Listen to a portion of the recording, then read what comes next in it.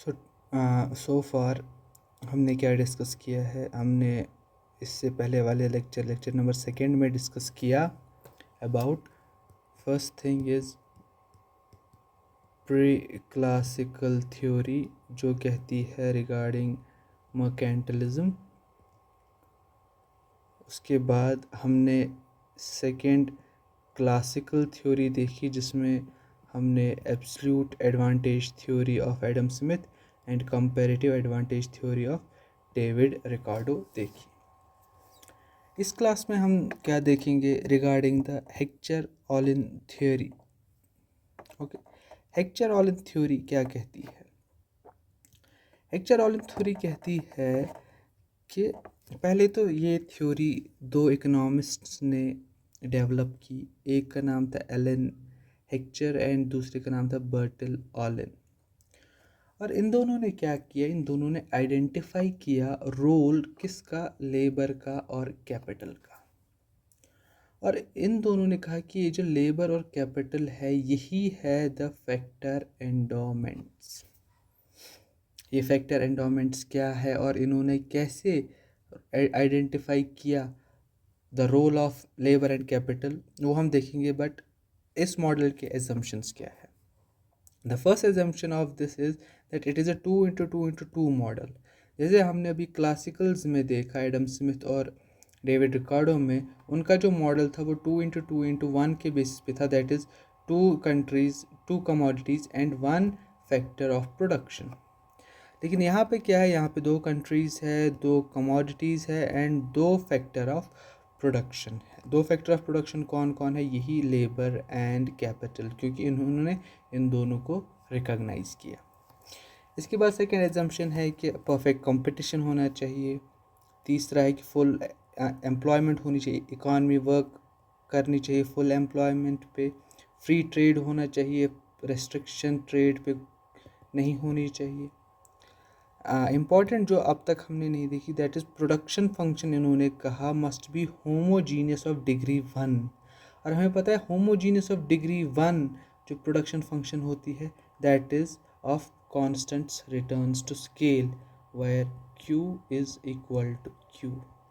Okay, and factor of production are perfectly mobile within a country and immobile outside, जो कि हमने इससे पहले भी 2 थ्योरीज में देखा। And no transportation cost, last assumption जो इससे पहले भी हमने देखा। अब ये क्या कहते हैं? ये कहते हैं कि ये जो ट्रेड है ये अराइज होता है क्यों? पहले सवाल का जवाब ये कहते हैं कि ये ट्रेड क्यों अराइज होता है, इसकी वजह क्या है? तो ये कहते हैं कि ये थ्योरी कहती है कि ट्रेड अराइज होता है because of differences in relative prices of different products in different countries.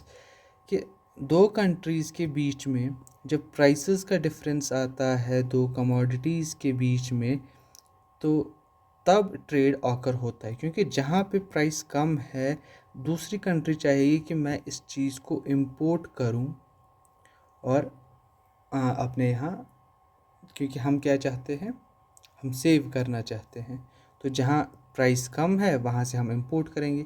तो इसी की वजह से ट्रेड अराइज होता है, क्योंकि relative prices of different products in different countries बहुत डिफ़र करती है। फिर इनसे पूछा गया है कि ऐसा क्यों है कि रिलेटिव प्राइसेस कंट्रीज़ में डिफ़र करती है। तो उन्होंने कहा ये डिफरेंस आता है because of difference in factor prices. Factor prices यहाँ पे कौन कौन है? It is labour and capital. तो इन्होंने कहा ये जो डिफरेंस है इन फैक्टर प्राइसेस, इसकी वजह से फ़र्क आता है किसमें? Difference in relative prices. मतलब जब कॉस्ट आपका कम होगा तो आप प्राइस भी कम ही रखेंगे। आपके फैक्टर प्राइसेस कम है तो आप रिलेटिव प्राइसेस भी कम ही रखेंगे। तो इनसे पूछा गया कि ये जो कॉस्ट है ये कम किससे होता है? तो उन्होंने कहा कि एंडोमेंट्स, जो मैंने अभी आपको यहाँ पे बताया कि they identified role of labour and capital, और इनको कहा गया फैक्टर एंडोमेंट्स। तो इन्होंने कहा endowments differ in countries. Endowments differ मतलब जैसे हम बात करें USA और इंडिया की, तो यूएसए में जो लेबर है बहुत एक्सपेंसिव है, लेकिन वही इंडिया की बात करें तो यहाँ लेबर बहुत चीप है, ठीक है। लेकिन फिर से हम आए कैपिटल पे के, तो इसमें हम यूएसए ले ले और इंडिया ले ले, तो यहाँ पे कैपिटल बहुत चीपली अवेलेबल है, लेकिन इंडिया में ये एक्सपेंसिव है। तो इन्होंने कहा फैक्टर एंडोमेंट्स डिफ़र करते हैं, इसकी वजह से कॉस्ट डिफ़र करता है और उसकी वजह से प्राइसेस डिफ़र करते हैं। ये कहते हैं ट्रेड अराइज होता है क्योंकि एंडोमेंट्स में डिफरेंस आती है। एंडोमेंट्स में डिफरेंस क्यों आती है? क्योंकि कॉस्ट में डिफरेंस आती है। कॉस्ट में डिफरेंस आती है तो प्राइस में डिफरेंस आ ही जाती है, ठीक है। ये कहते हैं कि ये ट्रेड अराइज क्यों होता है। इसके बाद ये कहते हैं कि आप बताइए कि कंट्रीज़ जो रिच इन लेबर है जैसे इंडिया, और कंट्रीज़ जो रिच इन कैपिटल है जैसे यूएसए, ये क्या करें। तो इन्होंने कहा जो रिच इन लेबर है ये हमेशा एक्सपोर्ट करेंगे लेबर इंटेंसिव गुड्स, क्योंकि इनके पास लेबर ज़्यादा है तो ये एक्सपोर्ट भी करेंगे लेबर इंटेंसिव गुड्स। अब ये रिच इन लेबर है तो कैपिटल में ये रिच नहीं होंगे, तो ये कैपिटल इंटेंसिव गुड्स को इंपोर्ट करेंगे, ठीक है। इसके बाद ये कहते हैं कि जो रिच इन कैपिटल कंट्रीज़ है ये एक्सपोर्ट करेंगे कैपिटल इंटेंसिव गुड्स, क्योंकि इनके पास कैपिटल ज़्यादा है, और जबकि इनके पास लेबर एक्सपेंसिव है तो ये इंपोर्ट करेंगे labour intensive goods. So countries rich in labor will export labor intensive goods and import capital intensive goods, whereas countries rich in capital will export capital intensive goods and import labor intensive goods। ये हेक्चर ऑलिम theory कहती है। लेकिन इसका एक exception आया बाद में, जब लियोन टिफ एक इकोनॉमिस्ट है, वो अपनी स्टडी पेपर रिलीज़ करते हैं, स्टडी पेपर पब्लिश करते हैं, और इसी को नाम दिया गया लियोन टिफ पैराडॉक्स। ये एक्सेप्शन है किसका? हेक्चर ऑलिम थ्योरी का।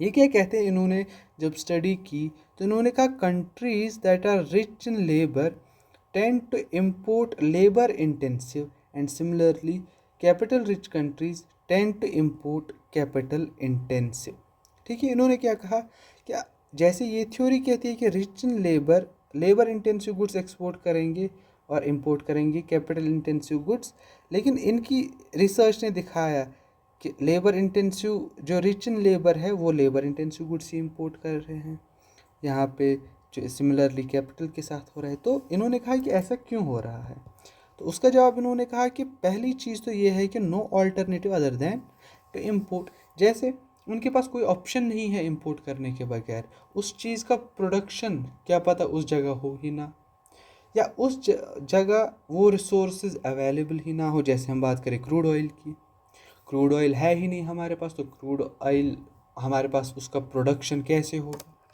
तो हमें इंडिया के लिए ये एक लास्ट ऑप्शन है कि वो इसको इंपोर्ट ही करे, जैसे क्रूड ऑयल और गोल्ड। हमारे पास ये दोनों चीज़ें नहीं है तो हम ये दोनों चीज़ें इंपोर्ट करते हैं। सेकंड जो है दैट इज़ टेक्नोलॉजी। टेक्नोलॉजी एक बहुत ही इम्पॉर्टेंट पार्ट प्ले करती है। कैसे? जो nation specific factor of production, हर एक नेशन की अपनी एक लेवल ऑफ टेक्नोलॉजी होती है और उसी के हिसाब से वो प्रोडक्शन करता है। जबकि ऐसा नहीं है कि यूनिवर्सल एट्रीब्यूट ऑफ प्रोडक्शन, हम ऐसा नहीं कह सकते कि यूनिवर्सल प्रोडक्शन हम करेंगे, कि हम जैसे टेक्नोलॉजी को कांस्टेंट मान लिया सब लोगों ने, टेक्नोलॉजी कांस्टेंट नहीं है। तो इसकी वजह से लियोन टिफ पैराडॉक्स अराइज होता है। So this was about the Heckscher Ohlin theory.